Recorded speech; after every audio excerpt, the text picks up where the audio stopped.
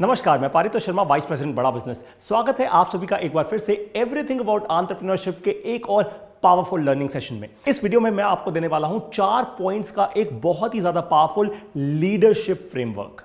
जी हां, लीडरशिप का एक फ्रेमवर्क। ये फ्रेमवर्क जहां से आया है वो बहुत ही इंटरेस्टिंग है। 2001 साल में, आज 2020 है, बट साल 2001 में हार्वर्ड बिजनेस रिव्यू में एक बहुत ही इनक्रेडिबल ब्लॉग पोस्ट लिखा गया था। कुछ ऐसे लोगों ने इस ब्लॉग पोस्ट को लिखा था जिन्होंने कुछ साल पहले हिमालय से आगे बढ़ के माउंट एवरेस्ट पे क्लाइंब करने की कोशिश की थी।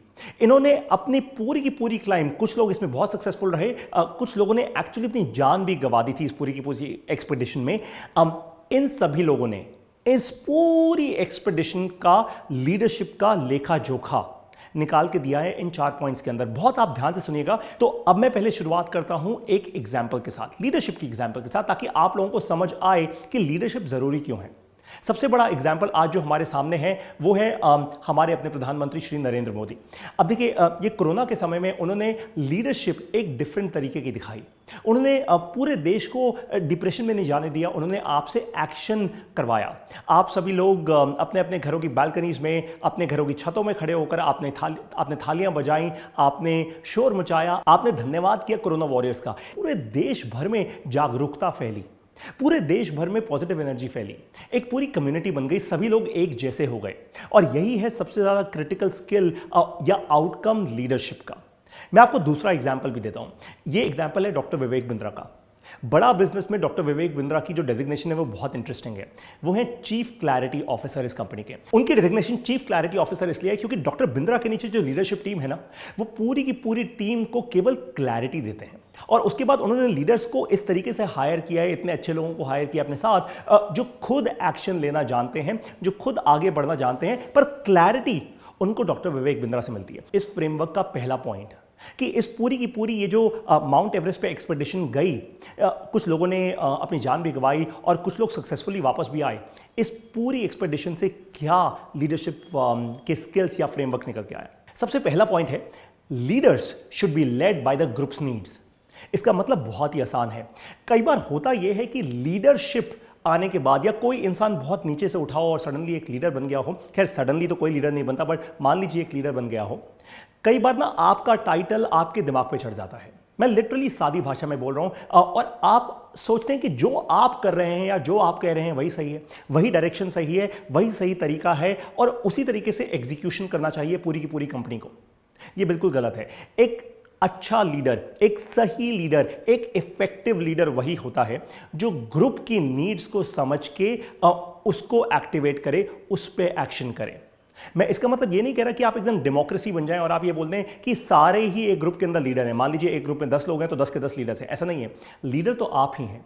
आप पूरे ग्रुप का कंसेंसस लीजिए और कंसेंसस लेने के बाद फिर आप उसको एक्शन कीजिए, पर जो एक्शन होगा वो ग्रुप की नीड्स, उसका जो कॉन्टेक्स्ट होगा, उसका जो फाउंडेशन होगा, वो ग्रुप की नीड्स होंगी। यही किया इन लोगों ने जब ये अपनी ये माउंटेनियरिंग एक्सपीडिशन पे जा रहे थे। देखिए, जब आप माउंट एवरेस्ट चढ़ रहे होते हैं ना, क्लाइंब कर रहे होते हैं, वो कोई आसान क्लाइंब नहीं है। आज तक हजारों लोग अपनी जान गंवा चुके हैं माउंट एवरेस्ट चढ़ते चढ़ते। सब लोग यही कहते हैं कि अल्टीमेटली जब आप छोटी छोटी ये क्रिवेसेस देखने में तो छोटी लगती हैं, पर एक बार अगर आप बर्फ में गिर गए तो आप गए, आपने अपनी जान गंवा दी। ये केवल तभी आप सुरक्षित कर सकते हैं जब पूरे के पूरे 10-15 लोगों का ग्रुप अपने शेरपास के साथ एकदम सटीक लाइन में एकदम एक एक स्टेप फॉलो करता करता चलता है। यानी पूरा का पूरा ग्रुप अपने लीडर को फॉलो करता है, और लीडर पूरे ग्रुप की नीड्स को ध्यान में रखता है। कोई इंसान हो सकता है बीमार हो जाए, उस बीमार व्यक्ति की भी नीड को ध्यान में रखना होगा। या तो डिसीजन लेना होगा कि उस बीमार व्यक्ति को ग्रुप से कट ऑफ कर दिया जाए और उसको वापस भेज दिया जाए, या फिर अगर वो इंसान चल सकता है तो उसको आगे बढ़ाना होगा, पर पूरे ग्रुप को इकट्ठा करना होगा। ऐसा नहीं हो सकता कि एक अलग और बाकी सब अलग। तो ये था पहला फ्रेमवर्क का स्टेप। अब आते हैं अपने दूसरे स्टेप पे। Inaction can sometimes be the most difficult but the wisest action. इसको सादी भाषा में समझाता हूं। इन एक्शन का मतलब होता है कोई एक्शन ना लेना। देखिए, जनरली हम सभी के सभी लोग अपनी कंपनीज में आजकल ना एक ज्यादा ये ट्रेंड है, हम वैसे लोगों को प्रमोट करते हैं, हम वैसे लोगों की वाहवाही करते हैं, उन्हीं को तारीफ मिलती है जो बहुत तेजी से, बहुत अग्रेशन के साथ एक्शन लेते हैं। पर जरूरी नहीं है कि वो सबसे इफेक्टिव लीडर्स होते हैं। इनफैक्ट अगर आप देखें तो दुनिया की सबसे बड़ी कंपनीज, ये जीई, फेसबुक, यूट्यूब, गूगल, ये सारी की सारी कंपनीज, माइक्रोसॉफ्ट, ये सारी कंपनीज इतनी बड़ी कैसे बनी? इंटेल, देखिए, इन कंपनीज में जो लीडर्स हैं उन लोगों ने बहुत साल बिताए हैं। ये कोई 3-4 साल 5 साल की बात नहीं कर रहा मैं आपसे बात कर रहा हूं 20 साल 30 साल 40 साल। इतने साल बिताए हैं इन लोगों ने अपने पूरे करियर में और फिर इन कंपनीज में, और फिर ये स्ट्रैटेजी सोच पाते हैं। तो जो लीडर्स बहुत ही ज़्यादा स्ट्रांग होते हैं, जिनकी फाउंडेशन, जिनकी नींव बहुत स्ट्रांग होती है, जो फ्यूचर स्ट्रैटेजी बहुत अच्छे सोच पाते हैं, वही लीडर्स बिजनेस में रिस्क कम कर पाते हैं।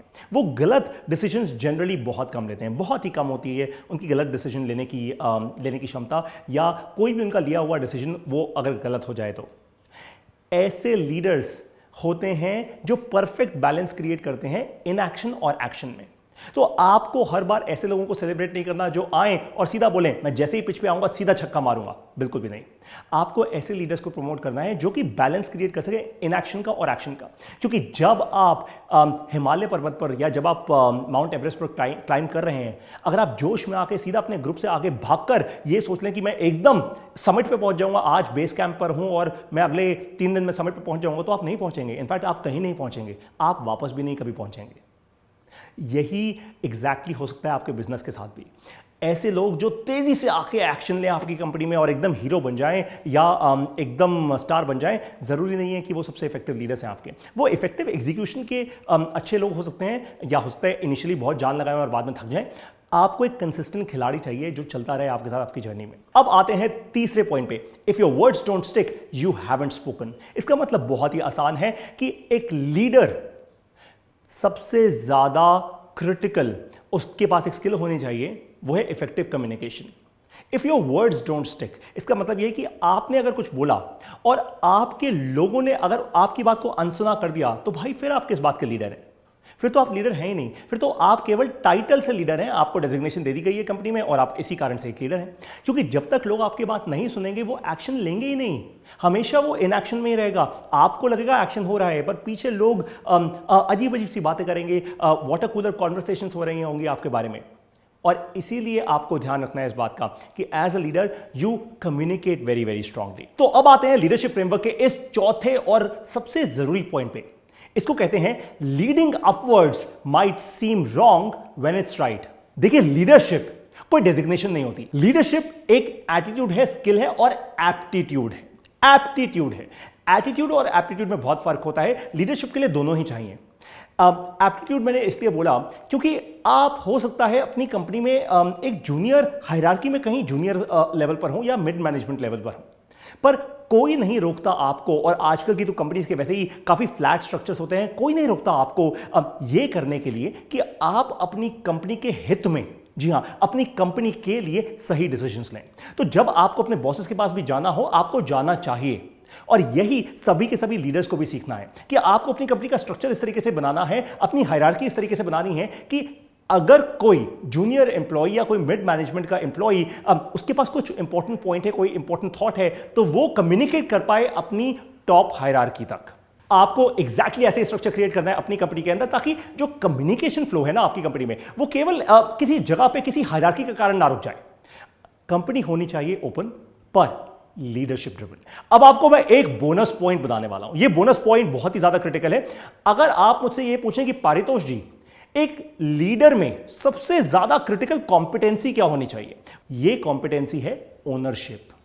सबसे ज्यादा क्रिटिकल कॉम्पिटेंसी किसी भी लीडर के लिए होती है ओनरशिप। ओनरशिप का मतलब यह होता है कि जो भी इंसान जिसकी कॉम्पिटेंसी ओनरशिप की है, वो अपना काम तो ओन करेगा ही करेगा, पर साथ में पूरे के पूरे प्रोजेक्ट में जिसमें वो इन्वॉल्व है, अगर कहीं पे भी गैप्स आ रहे हैं, कहीं पे भी कुछ भी ब्रोकन है, कोई चीज नहीं हो पा रही, तो वो उसको फुलफिल करेगा, अपने कॉलीग्स की मदद करेगा, अपने हायर अप्स यानी अपने और सीनियर मैनेजमेंट के लोगों को बताएगा कि भाई इस कारण से मुझे एक गैप दिख रहा है, आपको ये फुलफिल करना चाहिए या फिल करना चाहिए, ताकि पूरा प्रोजेक्ट एकदम सीमलेसली एग्जीक्यूट हो जाए। ये सबसे क्रिटिकल चीज है जब आप हायर कर रहे हो।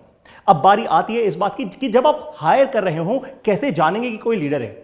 देखिए, अपनी हायरिंग स्ट्रैटेजी में जब आपकी कंपनी में आप लीडरशिप रोल पे अगर किसी को हायर कर रहे हैं, ध्यान रखिए कि उसका वैसे तो आप स्किल बेस्ड टेस्ट तो आप लेंगे ही लेंगे। देखिए, अगर वो वैसे ही कोई लीडर है या लीडरशिप पोजीशन के लिए आ रहे हैं, तो उसके पास एक्सपीरियंस तो होगा ही होगा। एक्सपीरियंस के साथ साथ आप टेस्ट करें उसकी ओनरशिप।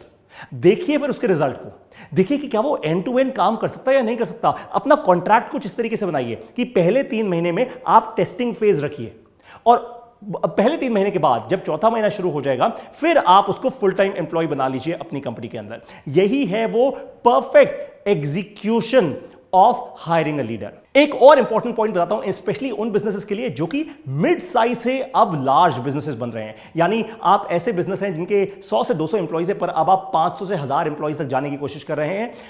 लीडर्स अगर आप एग्जिस्टिंग लोगों में से ही बना दें तो सबसे अच्छा होगा आपके लिए, क्योंकि ये वो लोग हैं जो आपकी कंपनी के साथ टिके हुए हैं, जिन्होंने आपकी कंपनी को बढ़ते हुए देखा है, जिन्होंने ये देखा है कि किस तरीके से कंपनी में ऊंच नीच हुई है। काफी सारी बार कंपनी ऊपर गई, नीचे गई, रेवेन्यू ऊपर गया, नीचे गया, मुश्किल समय, अच्छे समय, सब कुछ देखा है। ये कंपनी के कल्चर को जानते हैं। देखिए, लीडर्स अगर एग्जिस्टिंग लोगों में से ही आके बाहर निकलें तो बहुत ही अच्छा होगा। अदरवाइज आप बाहर से भी लीडर्स को हायर कर सकते हैं, एक्सटर्नल हायरिंग कर सकते हैं, पर पहला फोकस हमेशा रखिएगा एक ही बात पे कि hire and promote internal leaders. अगर आपको इंटरनल लीडर्स मिल जाएंगे तो ये आप ही के लिए बढ़िया होगा, क्योंकि वो पूरी जान लगा के काम करेंगे, आपके कल्चर के साथ जुड़ जाएंगे। मुझे उम्मीद है कि एवरीथिंग अबाउट एंटरप्रेन्योरशिप प्रोग्राम की ये वीडियो आप सभी के लिए बहुत ही ज्यादा वैल्यूएबल साबित होगी, स्पेशली क्योंकि आप सभी लोगों को मिल चुका है अब वो फ्रेमवर्क और वो तरीका जिससे कि आप लीडर्स को हायर कर सकते हैं अपनी कंपनी में, या फिर वो 4 स्टेप्स जिनके थ्रू आप देख सकते हैं, ये एक चेकलिस्ट की तरह है। आप देख सकते हैं कि कौन से एग्जिस्टिंग लोग हैं जो लीडरशिप पोजीशन पे जिनको आप लेकर जा सकते हैं। तो इंप्लीमेंट कीजिए इस पूरे के पूरे फ्रेमवर्क को अपने बिजनेस में और आगे लेकर जाइए अपने बिजनेस को, बनाइए बड़ा बिजनेस। एवरीथिंग अबाउट एंटरप्रेन्योरशिप की इस वीडियो में मेरे साथ जुड़े रहने के लिए आप सभी का बहुत बहुत धन्यवाद।